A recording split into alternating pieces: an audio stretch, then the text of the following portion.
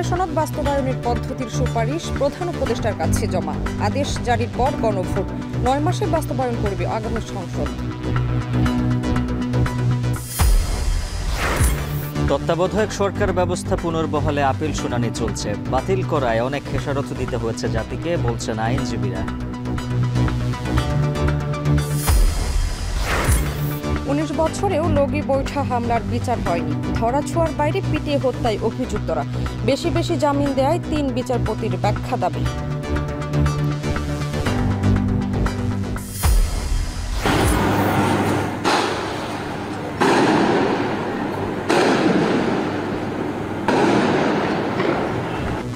চট্টগ্রামে ব্যানার লাগানো নিয়ে যুব দলের দুপক্ষের সংঘর্ষে একজন নিহত, গুলিবিদ্ধ ৮ জন। নড়াইলে প্রতিপক্ষের হামলায় স্বেচ্ছাসেবক দলনেতা নিহত। এবং সংশোধিত শ্রম অধ্যাদেশের কঠোর সমালোচনায় বিজিএমইএ। শিল্প খাতে অস্থিরতার শঙ্কা, কমবে বিনিয়োগ রপ্তানি।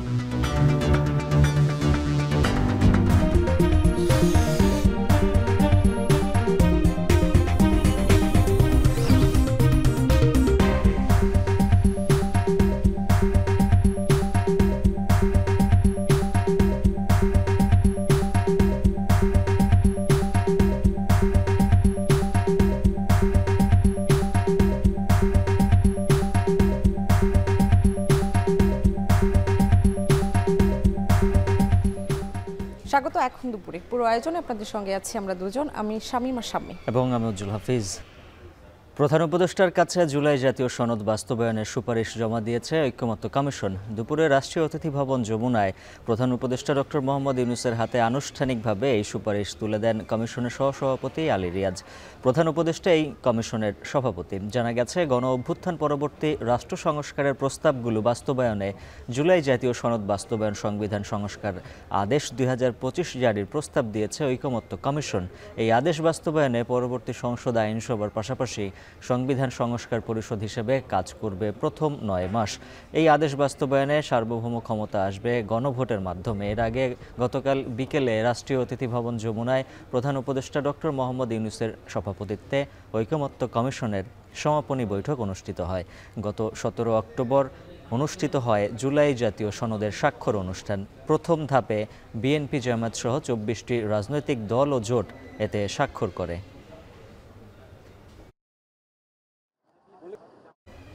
জুলাই সনদ বাস্তবায়ন পদ্ধতির সুপারিশ নিয়ে বিস্তারিত জানাতে যুক্ত আছেন সহকর্মী আজহার লিমন। লিমন, জানাবেন সনদ জমা দেওয়ার প্রক্রিয়ায় কমিশনের সভাপতি প্রধান উপদেষ্টা কিছু বলেছেন কিনা, আর সনদ বাস্তবায়নের পদ্ধতির সুপারিশ নিয়ে আর কি তথ্য রয়েছে?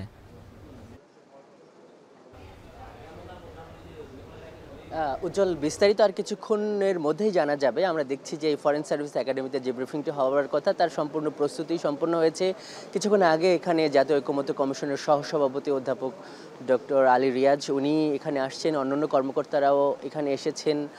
প্রধান উপদেষ্টার প্রেস উইংয়ের সদস্যদের আমরা দেখছি।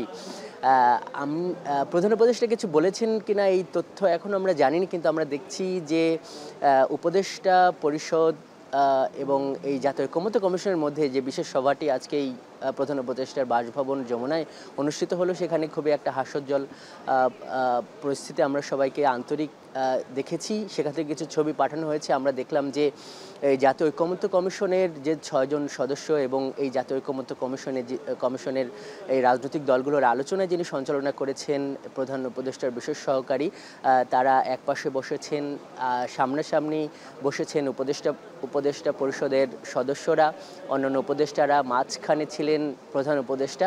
এবং আমরা দেখলাম যে এই জাতীয় ঐক্যমত্য কমিশন থেকে একটি লাল মলাটের, যেখানে এই গণ অভ্যুত্থানের দিনে যে প্রধানমন্ত্রীর কার্যালয়ে বিক্ষুব্ধ জনতা যেভাবে ওই প্রধানমন্ত্রীর কার্যালয়ের দখল নিয়েছিল, সেই তার একটা প্রতীকী ছবি আছে লাল রঙে। এই ধরনের একটি প্রমাণপত্র দলিল প্রধান উপদেষ্টার হাতে আমরা হস্তান্তর করতে দেখেছি। এবং এই কিভাবে সনদ বাস্তবায়ন হবে এটা নিয়ে তো অনেক আলাপ আলোচনা আমরা শুনেছি, যে একটি আদেশ জারি হবে যেটির নাম হবে জুলাই জাতীয় সনদ বাস্তবায়ন আদেশ। এবং এই আদেশটির উপর গণভোট হবে, আগামী সংসদ দ্বৈত ভূমিকা পালন করবে এবং এই নিয়ে কিন্তু এখন বিস্তারিত জানাতে আমরা দেখছি যে জাতীয় ঐকমত্য কমিশনের সদস্যরা এই আসন গ্রহণ করছেন এবং ব্রিফিংটি কিন্তু এখনই শুরু হবে। উজ্জ্বল। ফরেন সার্ভিস একাডেমি থেকে যুক্ত ছিলেন সহকর্মী আজহার লিমন। দর্শক, নির্বাচন কমিশনের সাথে বৈঠক করেছে জামায়াত ইসলামের প্রতিনিধি দল। এ নিয়ে ব্রিফ করছেন দলটির সেক্রেটারি জেনারেল মিয়া গোলাম পরর। সরাসরি চলে যাচ্ছে সেখানে। জাতীয় নির্বাচন প্রতীক প্রার্থীর দ্বন্দ্বে ভোট বন্ধ হলে তাহলে গণভোটের দশাটা কি হবে? একই দিনই তো ভোট হবে, একই কেন্দ্রেই তো হবে, একই ভেন্যুতেই তো হবে। ভোট কাস্টিং কমে যাবে। এই সমস্ত অনেক টেকনিক্যাল প্রবলেম আলোচনা হয়েছে। ওনারা এগুলোর ব্যাপারে ওনারা কোনো নেতিবাচক কথা বলেননি। আমাদের কথা ধৈর্যের সাথে শুনেছেন। আমাদের যৌক্তিক কথাগুলো ওনারা বিবেচনায় নিয়ে ওনারা মনে হচ্ছে যে আমাদের কথার প্রতি ওনারা কনভিন্স হয়েছেন। নেক্সট আমরা বলেছি যে খুব দুর্ভাগ্য আমাদের যে গণপ্রদত্ত আদেশ সম্প্রতি উপদেষ্টা পরিষদে যেটা সংশোধন হয়েছে তার মধ্যে অন্যতম একটা বিধান হচ্ছে যেটা ইলেকট্রাল প্রসেস যে রিফর্ম কমিশন তারাও সুপারিশ করেছিল যে প্রত্যেকটি রাজনৈতিক দল তার জন্য নির্ধারিত প্রতীকেই তিনি নির্বাচন করবেন।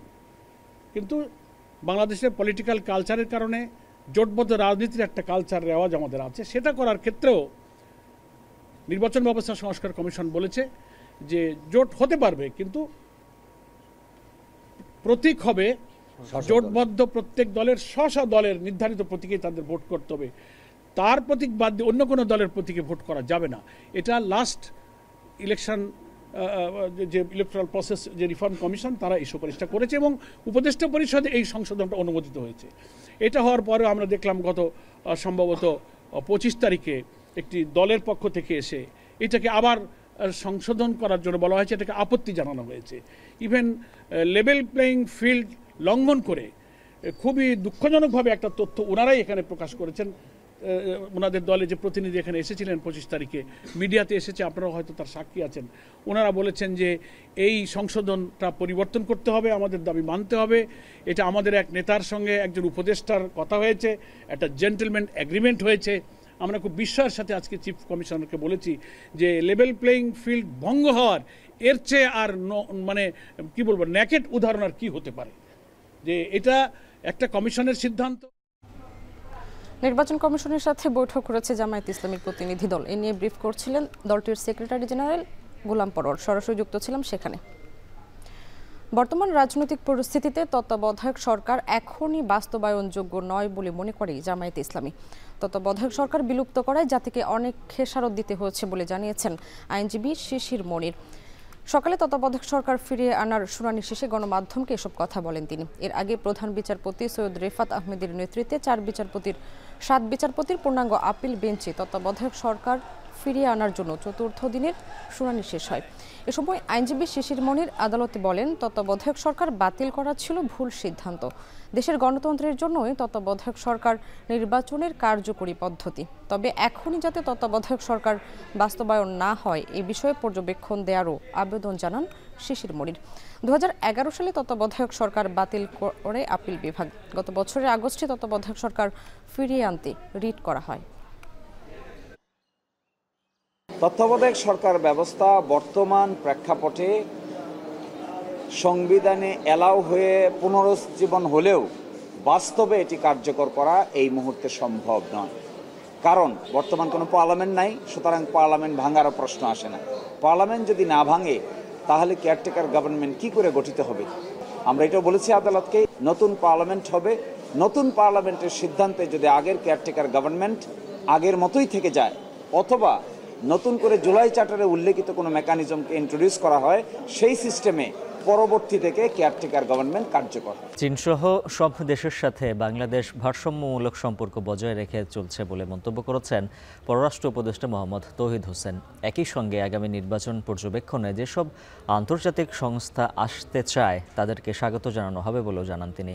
দুপুরে পররাষ্ট্র মন্ত্রণালয়ে এক প্রেস ব্রিফিংয়ে এই মন্তব্য করেন তিনি।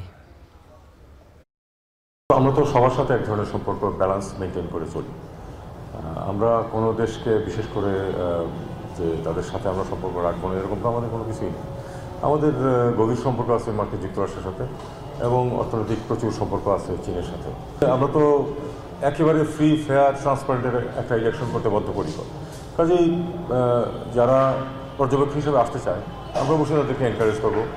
তবে আমরা চাই না যে পর্যবেক্ষকের আড়ালে কেউ শুধু উদ্দেশ্য প্রণোদিতভাবে দুর্নাম করার জন্য আসুক, সেটা আমরা চাইব না। 19 বছরেও বিচার হয়নি 2006 সালের এই দিনের লগি বৈঠার হামলার। ধরাছোঁয়ার বাইরে পিটিয়ে হত্যার ঘটনায় অভিযুক্ত আওয়ামী লীগের নেতাকর্মীরা। রাজনীতিবিদ ও বিশ্লেষকরা বলছেন, দৃষ্টান্তমূলক বিচারের পাশাপাশি দেশের রাজনৈতিক সংস্কৃতির পরিবর্তন জরুরি। আগামী নির্বাচিত সরকারকে এই দায়িত্ব নেয়ার তাগিদ তাদের।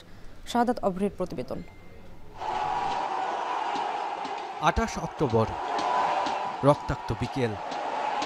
লগি বৈঠা দিয়ে পিটিয়ে হত্যাও সেদিন উল্লাসের উপলক্ষ করার অভিযোগ আওয়ামী লীগ সহ 14 দলের নেতাকর্মীদের বিরুদ্ধে।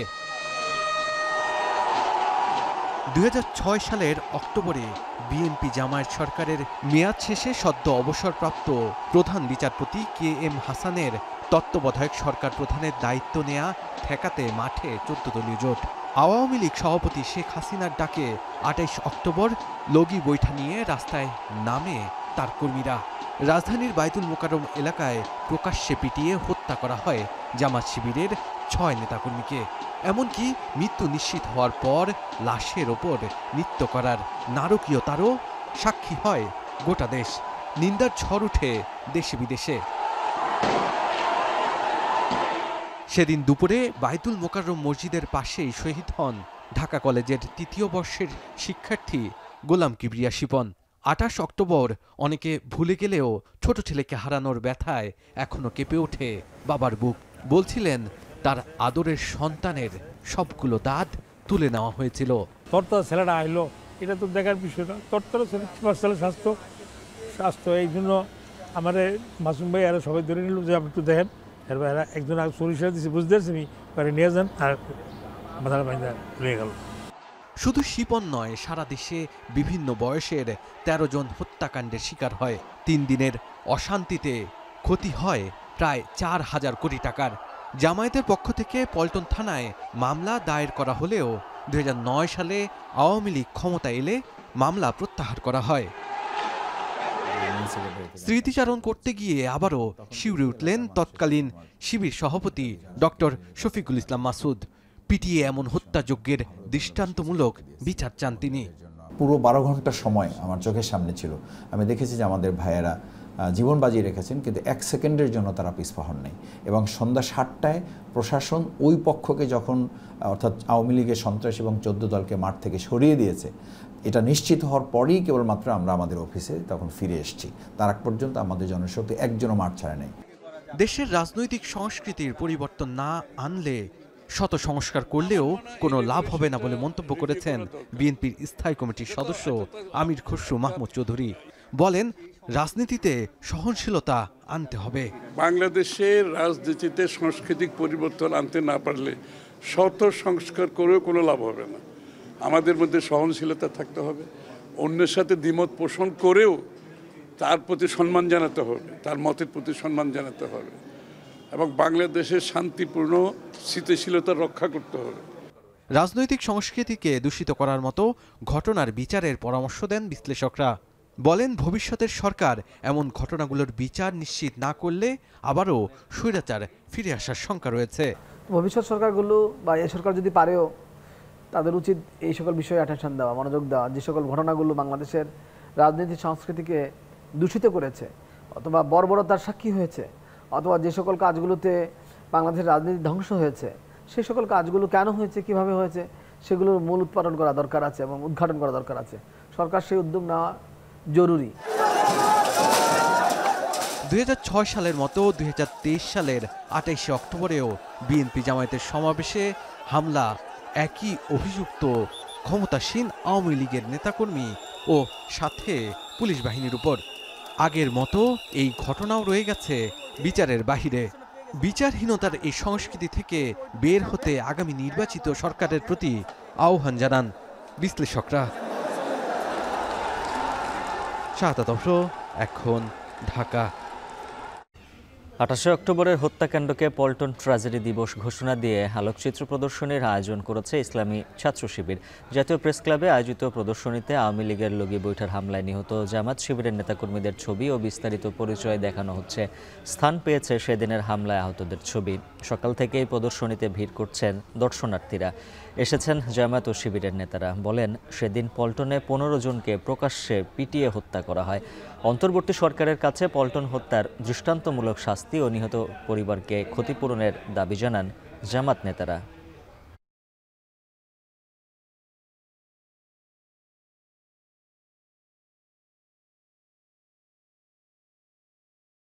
আমরা অন্তর্বর্তীকালীন সরকারের কাছে অনুরোধ করব, এই সকল গণহত্যার বিচার এই স্বাধীন বাংলাদেশে হতে হবে এবং সকল গুম খুনের বিচার এই স্বাধীন বাংলাদেশে হতে হবে।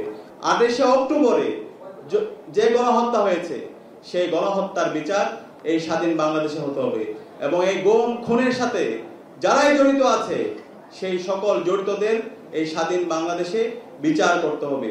এই ধরনের একটা জঘন্য হত্যাকাণ্ড, এই হত্যাকাণ্ডের বিচার হওয়া উচিত এবং বিচারের জন্য এই মামলাটি আবার পুনরুজ্জীবন দরকার। প্রয়োজনে ট্রাইব্যুনালে যেটা আইসিটিতে মামলা হওয়া উচিত এবং আইসিটি এটার বিচার আওতায় নিয়ে আসা দরকার। সরকারের এক্ষেত্রে ইনিশিয়েটিভ নেওয়া উচিত। শহীদ এবং আহত যারা তাদের পরিবারকে ক্ষতিপূরণ দেওয়া উচিত অন্তর্বর্তীকালীন সরকারের। প্রধান উপদেষ্টার কাছে জুলাই সনদ বাস্তবায়নের পদ্ধতি নিয়ে সুপারিশ জমা দিয়েছে ঐকমত্য কমিশন। এ নিয়ে ফরেন সার্ভিস একাডেমিতে ব্রিফ চলছে। সরাসরি যুক্ত হচ্ছে সেখানে।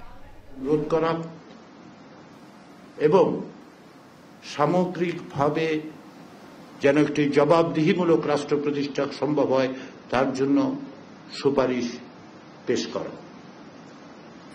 6টি কমিশনের পক্ষ থেকে দেয়া সুপারিশগুলোকে ভিত্তি করে জাতীয় ঐকমত্য কমিশন 166টি সুপারিশ রাজনৈতিক দলগুলোর কাছে প্রেরণ করে তাদের মতামত চায় এবং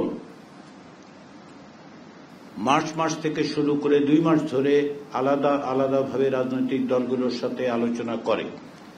তার আগেই রাজনৈতিক দলের পক্ষ থেকে ওই 166টি সুপারিশের ব্যাপারে তাদের লিখিত মতামত আমাদের কাছে প্রেরণ করা হয়েছিল।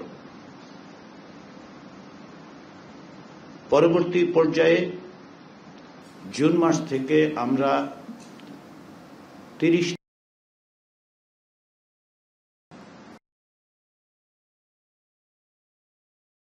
মৌলিক সংস্কারের প্রশ্নে আলাপ আলোচনা, প্রাথমিক পর্যায়ে 64টি বিষয়ে ঐকমত্য এবং সিদ্ধান্ত হয়।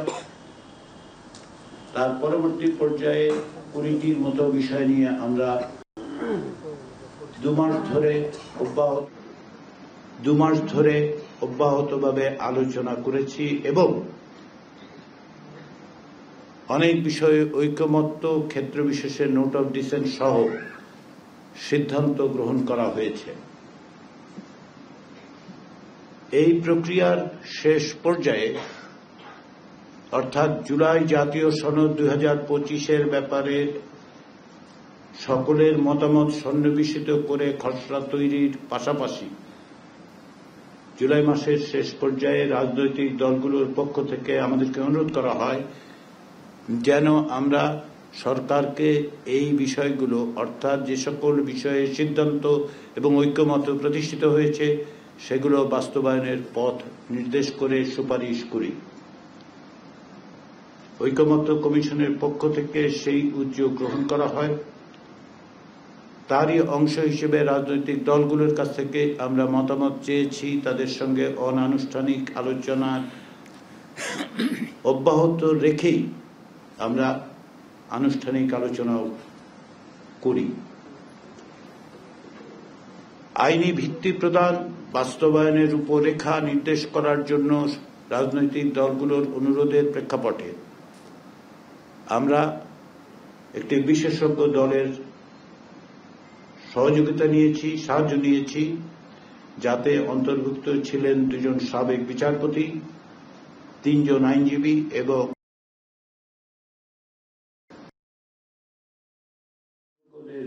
মতামত আমাদের কমিশনের সম্মানিত সদস্যদের অভিজ্ঞতা এবং আন্তরিকতার প্রেক্ষাপটে আমরা সুপারিশগুলো তৈরি করেছি। এই সুপারিশগুলোর লক্ষ্য হচ্ছে জুলাই জাতীয় সনদ 2025 যেন একটি আইনি ভিত্তি পায়, ভবিষ্যতের পথরেখা হিসেবে যে সমস্ত বিষয়ে সিদ্ধান্ত এবং ঐকমত্য হয়েছে সেগুলো যেন বাস্তবায়িত হয়। ইতিমধ্যে আপনারা এও দেখেছেন যে জুলাই জাতীয় সনদ 17 অক্টোবর স্বাক্ষরিত হয়েছে এবং রাজনৈতিক দলগুলোর পক্ষ থেকে সুস্পষ্ট ভাষায় দ্ব্যর্থহীনভাবে এই অঙ্গীকার করা হয়েছে যে তারা এগুলো বাস্তবায়ন করার জন্য অঙ্গীকারাবদ্ধ হলেন। আমরা সেই প্রেক্ষাপটেই জুলাই জাতীয় সনদে অন্তর্ভুক্ত সুপারিশগুলোকে সরকার কিভাবে বাস্তবায়ন করতে পারে সেজন্য আমরা সুপারিশ দিয়েছি। আমাদের সুপারিশের প্রধানত প্রথমটি হচ্ছে যে সকল বিষয়ে সাংবিধানিক বিষয় সংশ্লিষ্ট নয় সে সমস্ত বিষয়ে সরকার যেগুলো অধ্যাদেশের মাধ্যমে যা বাস্তবায়ন করতে পারেন সেটা যেন অবিলম্বে সরকারের পক্ষ থেকে সে সমস্ত বিষয় বাস্তবায়িত করা হয়। দ্বিতীয় বিষয়টি হচ্ছে এর মধ্যে সুপারিশের অনেক কিছুই আছে যেগুলো সরকারি নির্দেশ এমনকি অফিস অর্ডার দিয়েও বাস্তবায়ন করা সম্ভব, সেগুলো যেন সরকার দ্রুততার সঙ্গে বাস্তবায়ন করে। এই দুটো বিষয়ে রাজনৈতিক দলগুলোর মধ্যে ঐকমত্য কমিশনের সঙ্গে অংশগ্রহণকারী রাজনৈতিক দলগুলোর মধ্যে কোনো ভিন্ন মত নেই এবং এটা আলোচনার মধ্য দিয়ে যখনই ঐকমত্য প্রতিষ্ঠিত হয়েছে আমরা সেটা সরকারকে অবগত করেছি। পাশাপাশি আজকে আমাদের পক্ষ থেকে যে সুনির্দিষ্ট সুপারিশ দেওয়া হয়েছে সেখানে আমরা এগুলো চিহ্নিত করে দিয়েছি কোনগুলো অধ্যাদেশের মাধ্যমে কোনগুলো অফিস অর্ডারের মাধ্যমে করা যাবে। রাজনৈতিক দলগুলোর সাথে আলোচনার ক্ষেত্রে আমরা লক্ষ্য করেছি যে সাংবিধানিক বিষয়গুলোতে অনেক অনেক বিষয়ে ঐকমত্য আছে, কিছু বিষয়ে ভিন্ন মত আছে। এই সংবিধান সংশ্লিষ্ট বিষয়গুলোকে বাস্তবায়নের একটি আইনি ভিত্তি প্রদান এবং বাস্তবায়নের পথ নির্দেশ করার জন্য আমরা আমাদের তৃতীয় সুপারিশে কিভাবে এগুলোকে বাস্তবায়নের পথে অগ্রসর হওয়া যায় তার সুপারিশ করেছি। সংবিধান সংশ্লিষ্ট 48টি বিষয়ের ব্যাপারে আমরা সরকারকে পরামর্শ দিয়ে বলেছি দুটো বিকল্প সরকারের হাতে আছে। এর দুটো বিকল্পের কিছু কিছু জিনিস এক, কিন্তু সামান্য ভিন্নতাও আছে। আমাদের প্রস্তাবগুলো হচ্ছে, সুপারিশগুলো হচ্ছে এইরকম। আমরা সরকারকে অনুরোধ করেছি, পরামর্শ দিয়েছি যে সরকার যেন অবিলম্বে একটি আদেশ জারি করে। এই আদেশের বিষয় হবে জুলাই জাতীয় সনদ 2025 সংবিধান সংস্কার বিষয়। সরকারের এই আদেশে অধীনে গণভোটের আয়োজন করবেন। এই গণভোটে জনগণের কাছে আমরা সুপারিশ করেছি সরকার একটি প্রশ্ন উত্থাপন করেন, সেটি হচ্ছে এই যে আদেশ এবং আদেশের তাফসীর 48টি সংবিধান সেগুলো বাস্তবায়নের ব্যাপারে জনগণের সম্মতি আছে কিনা। আমরা যে সুপারিশ করেছি তাতে বলা হয়েছে যে ত্রয়োদশ জাতীয় সংসদ একই সঙ্গে সংবিধান সংস্কার পরিষদ এবং জাতীয় সংসদ হিসেবে কার্যকর সংশ্লিষ্ট বিষয়ে সেগুলো বাস্তবায়নের ব্যাপারে জনগণের সম্মতি আছে কিনা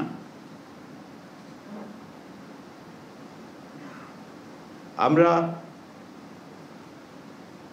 যে সুপারিশ করেছি তাতে বলা হয়েছে যে ত্রয়োদশ জাতীয় সংসদ একই সঙ্গে সংবিধান সংস্কার পরিষদ এবং জাতীয় সংসদ হিসেবে কার্যকর থাকবে। নির্বাচনী যাত্রা দেরি করাতে শাপলা প্রতীক বরাদ্দ নিয়ে নির্বাচন কমিশন গড়িমসি করছে বলে অভিযোগ করেছেন জাতীয় নাগরিক পার্টির আহ্বায়ক নাহিদ ইসলাম। দুপুরে রাজশাহীতে এক অনুষ্ঠানে তিনি এই কথা বলেন। এ সময় সংস্কারের বিপক্ষে দাঁড়াবে এমন কোনো জোটের সঙ্গে এনসিপি যেতে রাজি নয় বলেও জানান তিনি। শাপলা না দেওয়ার বিষয়টা নির্বাচন কমিশনের একটা স্বেচ্ছাচারিতা, কারণ সেই নির্বাচন কমিশন কোনো ধরনের ব্যাখ্যা ছাড়াই তার যদি একটা মনোবাসনা চাপিয়ে দিতে চায়, আমরা ধরে নিব নির্বাচন কমিশন অন্য কোনো শক্তির দ্বারা পরিচালিত হচ্ছে। আমরা দেখব যে কারা বাংলাদেশের পক্ষে, জনগণের পক্ষে দাঁড়াচ্ছে এবং আমাদের সাথে সহযোগিতা করছে। সে বিষয়ে, সেই জায়গা থেকে জোটের বিষয়ে বা কোনো ধরনের নির্বাচনী সমঝোতার বিষয়ে আমরা চিন্তা ভাবনা করতে পারি। কিন্তু যদি সংস্কারের বিপক্ষে কেউ দাঁড়ায়, যদি বাংলাদেশের মানুষের স্বাধীনতা, সার্বভৌমত্বের যে নতুন আকাঙ্ক্ষা তৈরি হয়েছে তার বিরুদ্ধে দাঁড়ায়, এই ধরনের কোনো শক্তির সাথে বা যাদের ইতিহাসের অনেক দায়ভার রয়েছে, এই ধরনের কোনো শক্তির সাথে আমরা জোটে যাওয়ার ক্ষেত্রে আমাদেরকে অনেকবার ভাবতে হবে। চট্টগ্রামের বাকলিয়ায় আবারও ঘটল গোলাগুলির ঘটনা। এবার হত্যাকাণ্ডের শিকার স্থানীয় যুবদল কর্মী সাজ্জাদ। সোমবার রাত 12টায় এই ঘটনায় গুলিবিদ্ধ হন আরও 12 জন। স্বজনদের অভিযোগ, স্থানীয় আওয়ামী লীগ থেকে বিএনপিতে আসা সক্রিয় এক সন্ত্রাসী বাহিনী পরিকল্পিতভাবে এই হত্যাকাণ্ড চালিয়েছে। মেয়রের পোস্টার ব্যানার লাগানো নিয়ে এই ঘটনা ঘটেছে অভিযোগ উঠলেও ডাক্তার শাহাদাতের দাবি, তিনি এসব সরানোর পাশাপাশি হামলাকারীদের ধরতে পুলিশকে অনুরোধ করেছিলেন। বিস্তারিত থাকছে প্রতিবেদনে। চট্টগ্রামের বাকলিয়া এক্সেস রোডে সোমবার রাত 12টার দিকে মুহুর্মুহু গুলির শব্দ। থেমে থেমে কেঁপে উঠছে আশপাশ। এলাকায় ছড়িয়ে পড়ে চাপা আতঙ্ক। স্থানীয় একজনের ধারণ করা ভিডিওতে ধরা পড়ে সেই ভীতিকর মুহূর্ত। গোলাগুলির ঘটনায় গুলিবিদ্ধ হন যুবদল কর্মী মোহাম্মদ সাজ্জাদ সহ আরও অন্তত 11 জন। হাসপাতালে আনার পথে মারা যান সাজ্জাদ। স্বজনের অভিযোগ, স্থানীয় বোরহানুদ্দিন ও সোহেল গ্রুপের অন্তত 15 থেকে 20 জন হেলমেট পরে এই হামলা চালায়, যারা আগে থেকে ওঁত পেতে অবস্থান নিয়েছিল আশপাশের কয়েকটি ভবনে। এ সময় পুরো এলাকায় ছিল না বিদ্যুৎ। খুব কাছের থেকে গুলি করছে। সাইলেন্ট গুলি। আপনি কি আগে কেউ হত্যা হুমকি টুমকি দিয়েছিল? না না, এর সাথে কোনো কারোর সাথে দ্বন্দ্ব নাই, কোনো কিছু নাই। সে একটাই, এই আমাদের যুবদলের বাসাবের গ্রুপ করে এই ছাত্রদলের জুম্মা হাব্বে বাকলিয়া থানার পথপ্রার্থী।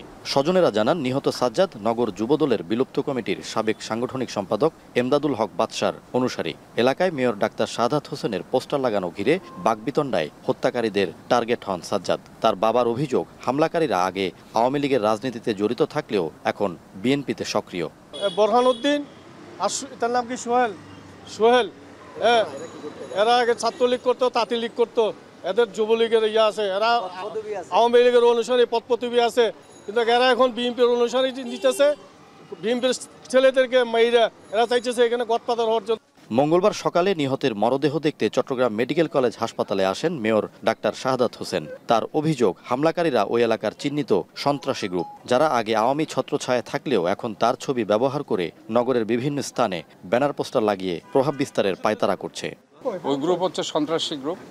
এরা আগে ছাত্রলীগ যুবলীগ করত, তারা আজকে এখানে এসে কারো না কারো শেল্টারে আছে।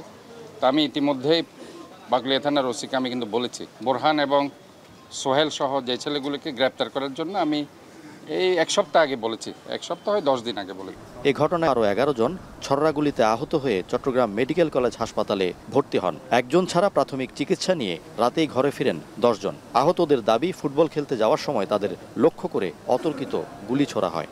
আমরা খেলার জন্য যাচ্ছি, তখন এতটুকু আমাকে গুলি করছে, আরেকজন গুলি করছে, জায়গায় মারা গেছে। পুলিশ জানিয়েছে, এই ঘটনার পর এলাকায় পরিস্থিতি নিয়ন্ত্রণে তাদের টহল বাড়ানো হয়েছে। জড়িতদের ধরতে অভিযান চালাচ্ছে তারা। অ্যারেস্ট অভিযানের আমরা চেষ্টা করছি, ঠিক আছে। ঘটনার সাথে সাথে তো সবাই সরে গেছে, ঠিক আছে, দেখা যাচ্ছে। এর আগে গত মার্চে বাকুলিয়া এক্সেস রোডে প্রাইভেট কারে সন্ত্রাসী সাজ্জাদ বাহিনীর ব্রাশ ফায়ারে জোড়া খুনের ঘটনা ঘটে। ফয়সাল করিম, এখন চট্টগ্রাম। এদিকে নড়াইলে মাদক ব্যবসায় বাধা দেয় স্বেচ্ছাসেবক দলের ইউনিয়ন সদস্য সচিব মাসুদ রানা শেখকে কুপিয়ে হত্যা করেছে মাদক কারবারিরা। নিহত মাসুদ রানা কালিয়া উপজেলার ববরাহাসলা ইউনিয়ন স্বেচ্ছাসেবক দলের সদস্য সচিব। সোমবার রাত 9টার দিকে হামলার শিকার হন মাসুদ। সংকটাপন্ন অবস্থায় তাকে খুলনা মেডিকেল কলেজ হাসপাতালে নেওয়া হলে সকালে মারা যান তিনি। নিহতের ভাই ওমর সানি জানান, এলাকায় মাদক ব্যবসার প্রতিবাদ করা নিয়ে মাদক কারবারি সুজন খাঁর সঙ্গে মাসুদ রানার বিরোধ দেখা দেয়। এরই জেরে গতকাল বাড়ি ফেরার পথে সুজন খাঁর নেতৃত্বে কয়েকজন মাসুদকে এলোপাতাড়ি কুপিয়ে জখম করে। ঘটনা তদন্ত করে দেখা হচ্ছে বলে জানিয়েছে পুলিশ। সাভারে সিটি ও ড্যাফোডিল বিশ্ববিদ্যালয়ের সংঘর্ষের ঘটনায় এখন পর্যন্ত কোনো পক্ষেই মামলা করেনি। ক্যাম্পাস জুড়ে বিরাজ করছে শুনশান নীরবতা। তবে শুধু আলোচনার মাধ্যমে নয়, আইনি পথে হাঁটার কথা জানিয়েছে সিটি ইউনিভার্সিটির উপাচার্য। এদিকে 11 জন শিক্ষার্থীকে আটকে রেখে মুক্তিপণ দাবি ও সিটি বিশ্ববিদ্যালয় কর্তৃপক্ষের বিরুদ্ধে মিথ্যাচারের পাল্টা অভিযোগ করেছে ড্যাফোডিল বিশ্ববিদ্যালয়। সাভারের আশুলিয়ায় 2 বিশ্ববিদ্যালয়ের শিক্ষার্থীদের সংঘর্ষের পর এখন ক্যাম্পাস জুড়ে শুনশান নীরবতা। সিটি বিশ্ববিদ্যালয়ে পোড়া বাস, প্রশাসনিক ভবন, একাডেমিক ভবন থেকে শুরু করে চারপাশে ক্ষতচিহ্ন। সাজানো গোছানো ক্যাম্পাস পরিণত হয়েছে ধ্বংসস্তূপে। সংঘর্ষের পর 4 নভেম্বর পর্যন্ত বিশ্ববিদ্যালয়ের সকল একাডেমিক কার্যক্রম বন্ধ ঘোষণা করা হয়। এছাড়া গতকাল সন্ধ্যা 6টার মধ্যে শিক্ষার্থীদের হল ছাড়ার নির্দেশ দেয়া হলেও নির্ধারিত সময়ের আগেই হল ছেড়ে গেছেন শিক্ষার্থীরা। এদিকে শুধু আলোচনার মাধ্যমে নয়, আইনিভাবে বিষয়টি সমাধান করা হবে বলে জানিয়েছেন সিটি বিশ্ববিদ্যালয়ের উপাচার্য। ইতিমধ্যে আমি গতকালকে ইউজিসি সম্মানিত সদস্য উনি আমাকে ডাকছিলেন, আমি ওখানে স্যারের সাথে দেখা করে আসছি। করে আমাদের যে ক্ষয়ক্ষতির বিবরণ দিয়ে আমরা ইউজিসি থেকে একটা কমপ্লেন লঞ্চ করব। একই সাথে আমরা আইনি সহযোগিতা প্রদানের জন্য আমরা আইনি লড়াই করব। প্যারালালি যেহেতু আমরা 5টা ইউনিভার্সিটির মধ্যে আমাদের একটা এমইউ সাইন করা আছে, আমরা 5জন ভিসি একসাথে বসেও চেষ্টা করব সমাধান করার জন্য। এদিকে ড্যাফোডিল ইন্টারন্যাশনাল ইউনিভার্সিটির 11 শিক্ষার্থীকে আটকে রাখার বিষয়ে মঙ্গলবার দুপুরে সংবাদ সম্মেলন করেছে বিশ্ববিদ্যালয় কর্তৃপক্ষ। এ সময় বিশ্ববিদ্যালয়ের উপাচার্য বলেন, 11 শিক্ষার্থীকে আটকে রেখে মুক্তিপণ দাবি করেছে সিটি বিশ্ববিদ্যালয়। এছাড়া অসুস্থ শিক্ষার্থীদের চিকিৎসা না দিয়ে জীবননাশের চেষ্টা করা হয়েছে বলেও অভিযোগ করেন তিনি। ক্ষতিপূরণের নামে মুক্তিপণ দাবি করা হয় এবং জীবননাশের হুমকি দিয়ে মিথ্যা জবানবন্দি আদায় সহ মিডিয়া কভারেজ করানো হয়। আহত ও সংকটাপন্ন শিক্ষার্থীদের চিকিৎসা প্রদানে বিলম্ব ঘটে, যা জীবননাশের প্রচেষ্টার শামিল। অবস্থা দৃষ্টে প্রতীয়মান হয় যে পরিকল্পিতভাবে এসব ঘটনা ঘটিয়ে টাকা চুরি সহ অন্যান্য দায়ভার নিরপরাধ শিক্ষার্থীর ঘাড়ে চাপানোর উদ্দেশ্য প্রণোদিত। 6 জন আইসিইউতে বর্তমানে আছে। এই মুহূর্তে 15 জনের অবস্থা সংকটাপন্ন। তুচ্ছ ঘটনাকে কেন্দ্র করে রোববার রাত 12টা থেকে ভোর 4টা পর্যন্ত সাভারের আশুলিয়ার ড্যাফোডিল ইন্টারন্যাশনাল ইউনিভার্সিটি ও সিটি ইউনিভার্সিটির শিক্ষার্থীদের মধ্যে ব্যাপক সংঘর্ষ হয়, যাতে আহত হয় দুপক্ষের শতাধিক শিক্ষার্থী। এখন সাভার। চট্টগ্রামের সাগরিকায় চালবাহী ট্রাকের ধাক্কায় মালবাহী ট্রেনের ইঞ্জিন উল্টে 1 জন নিহত হয়েছেন। এতে বন্ধ রয়েছে মালবাহী রেল চলাচল। ঘটনার কারণ অনুসন্ধানে 4 সদস্যের তদন্ত কমিটি গঠন করেছে রেল কর্তৃপক্ষ। বিস্তারিত জানাচ্ছেন শোয়েব রহমান। ভোর 4টায় চট্টগ্রাম থেকে ঢাকার উদ্দেশ্যে 31টি কন্টেইনার নিয়ে যাত্রা করে মালবাহী ট্রেনটি। 5 কিলোমিটার চলার পর সাগরিকা এলাকায় একটি ক্রসিংয়ে চালবাহী ট্রাকের ধাক্কায় উল্টে পড়ে ট্রেনের ইঞ্জিন। ট্রাকের চালের নিচে চাপা পড়ে নিহত হন স্থানীয় নিরাপত্তারক্ষী শামসু মিয়া। ট্রাকটি চুরমার হয়ে প্রায় 50 গজ দূরে রেললাইনের ওপরে পড়ে। ক্ষতিগ্রস্ত হয় রেললাইনও। রেললাইন বাঁকা হয়ে ভেঙে যায় স্লিপার। আমার একটা পথচারী এখানে নাইট গার্ড দোকানের একটা পাহারাদার এই পাশে বসা ছিল, উনি মারা গেছে। তাইলে ট্রাকের ড্রাইভার হেল্পার এই 2 জন গাড়িটা ছাইড়ায় ওরা পালাই গেছে। ট্রেন আসার আগে সড়কে গেট ব্যারিয়ার ফেলা হয়েছিল বলে দাবি রেল কর্মকর্তাদের। এই ঘটনায় ট্রাক চালককে প্রাথমিকভাবে দায়ী মনে করছেন তারা। ট্রাকটি বিশ্ব খাদ্য সংস্থার চাল বহন করছিল। ধারণ ক্ষমতার চেয়ে অতিরিক্ত চাল বহন করছিল বলেও দাবি রেল কর্মকর্তাদের। যে আমাদের কন্টেইনার ক্যারিয়ার যেটা যে বিএফসিটি এটা কিছুটা ক্ষয়ক্ষতি হবে আপাতত। আর লোকোমোটিভটা উদ্ধার করার পরে আসলে যান্ত্রিক বিভাগ বলতে পারবে এটা কি ধরনের ক্ষয়ক্ষতি হয়েছে। খবর পেয়ে উদ্ধার কার্যক্রম শুরু করে রেল কর্তৃপক্ষ। একটি রিলিফ ট্রেন এলেও সেটির সক্ষমতা না থাকায় আরও একটি রিলিফ ট্রেন আখাউড়া থেকে আনা হয়। রিলিফ ট্রেন অলরেডি ফৌজদারহাট চলে আসছে, আরও অনেক আগে আসছে, সেখানে সে পজিশনিং নিচ্ছে, তারপর বিভিন্ন যে ওয়েট সেট করতেছে। প্লাস আমাদের যেহেতু একটা লোকোমোটিভ পড়ছে, আমরা আখাউড়া থেকে আমাদের একটা বড় ট্রেনও আমরা কল করেছি। ঘটনার কারণ অনুসন্ধানে 4 সদস্যের তদন্ত কমিটি গঠন করেছে রেলওয়ে। শোয়েব রহমান, এখন চট্টগ্রাম। কাজ হোক যাই সাথে এক্সপার্ট চাই, না টাইট লুজ যদি করতে হয় তবে এক্সপার্ট টুলস এই নিশ্চিত জয়। এক্সপার্ট হার্ডওয়্যার টুলস, সকল কাজের এক্সপার্ট সমাধান।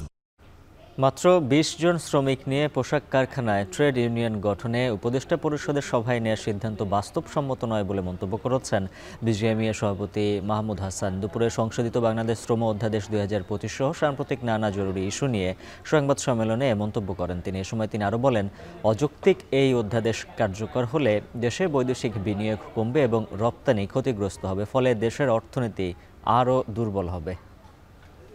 ওয়ার্কিং কমিটি এবং টিসিসির সভায় সকল পক্ষের আলোচনায় যে সিদ্ধান্তগুলো সর্বসম্মতিক্রমে গৃহীত হয়েছিল, উপদেষ্টা পরিষদ তার অনেকগুলাই মূল স্টেক হোল্ডারদের সাথে আলোচনা ছাড়াই অনুমোদন দিয়েছেন এবং পরিবর্তন করেছেন।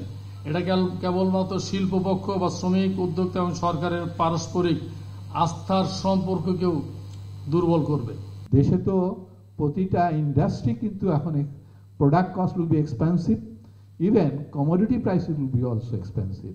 আমি দেখেছি যে আমাদের ছোট মাঝারি যারা আছে তারা কিন্তু অলরেডি আরো বলা শুরু করেছে, এমনি তো কস্টে কভার করতে পারছি না, আমরা তো এমনি বন্ধ হয়ে যাচ্ছি।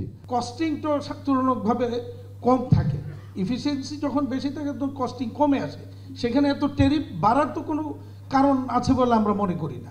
শেষ করব এখন দুপুর। তার আগে শিরোনামগুলো আরও একবার। জুলাই সনদ বাস্তবায়নের পদ্ধতির সুপারিশ প্রধান উপদেষ্টার কাছে জমা, আদেশ জারি সহ হ্যাঁ না পদ্ধতিতে গণভোটের প্রস্তাব।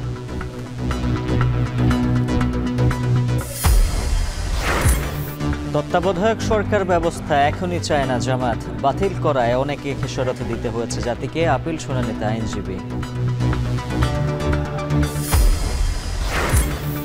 19 বছরেও লগি বৈঠা হামলার বিচার হয়নি, ধরা ছোঁয়ার বাইরে পিটিয়ে হত্যায় অভিযুক্তরা, বেশি বেশি জামিন দেয়ায় 3 বিচারপতির ব্যাখ্যা দাবি।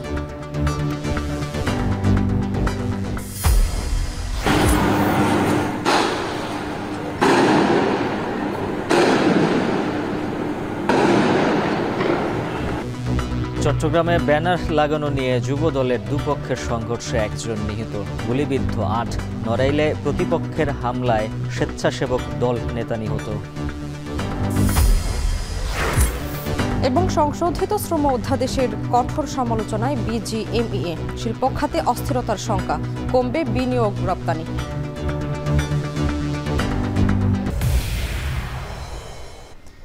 এ ছিল এখন দুপুরে। এখন টেলিভিশন ওয়েবসাইটে দেখতে ভিজিট করুন www.ekhon.tv। ফেসবুকে দেখুন facebook.com/tv.ekhon, আর সরাসরি ইউটিউবে দেখতে ভিজিট করুন youtube.com/c/ekhon tv।